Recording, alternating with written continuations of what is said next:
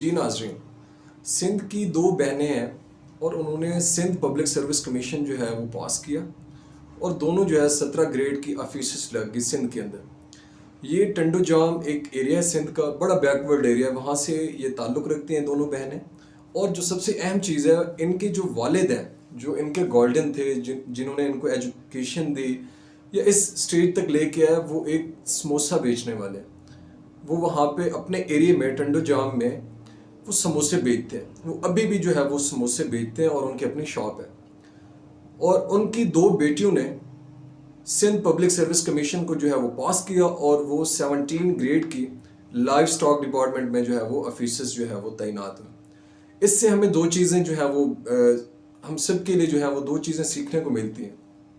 सबसे पहली बात ये है कि इस तरह के जो लोग आते हैं, जो नीचे से उठ के जो लोअर मिडिल क्लास होती है, अगर वो मतलब कि फॉर्चुनेटली अगर वो इस तरह की पोस्टों पे आते हैं, तो उनको सारी जो ग्राउंड रियलिटी होती है, सब चीज़ों का एहसास होता है कि किस तरीके से हमने लोगों को फैसिलिटेट करना है, किस तरीके से हमने लोगों का ख्याल रखना है जो गरीब लोग हैं। क्योंकि वो धूप छाँव, भूख प्यास सब कुछ जो है वो उन्होंने अपनी लाइफ में देखा होता है।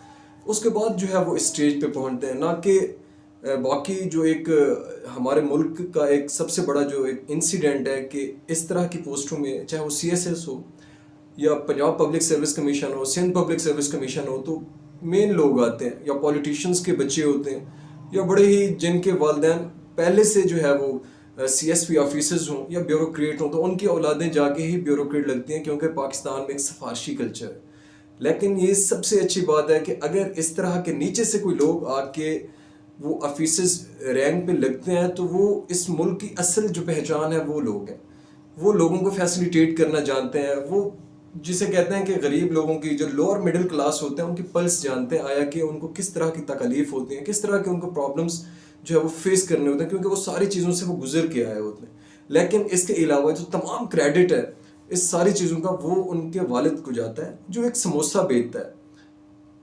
आप खुद बेहतर जानते हैं कि एक समोसा बेचने वाले की कितनी इनकम है और किस तरीके से आजकल जो है वो इस इन्फ्लेशन का ज़माना है, महंगाई है, किस तरीके से वो गुजारा करके उसने अपनी दोनों बेटियों को जो है वो इस काबिल किया कि वो इतना बड़ा जो है वो टेस्ट पास किया उन्होंने और वो 17 ग्रेड के ऑफिसर्स जो है वो तैनात हुए। तो ये डेडिकेशन है। हमेशा वालिदैन जो है अपने बेटों पे जो है वो इतना एक्सपेंस करते हैं, उनको पढ़ाते हैं कि बेटे, लेकिन बेटियों पे हम कम तवज्जो देते हैं। अनफॉर्चुनेटली हमारी सोसाइटी का ये एक मेजर जो है वो लैकिंग है। लेकिन उस बंदे ने अपनी तमाम तर मेहनत और कुव्वत लगा के अपनी दोनों बेटियों को जो है वो पढ़ाया और उनको जो है इस तरह के एग्ज़ाम पास करवाने में उनकी हेल्प आउट की।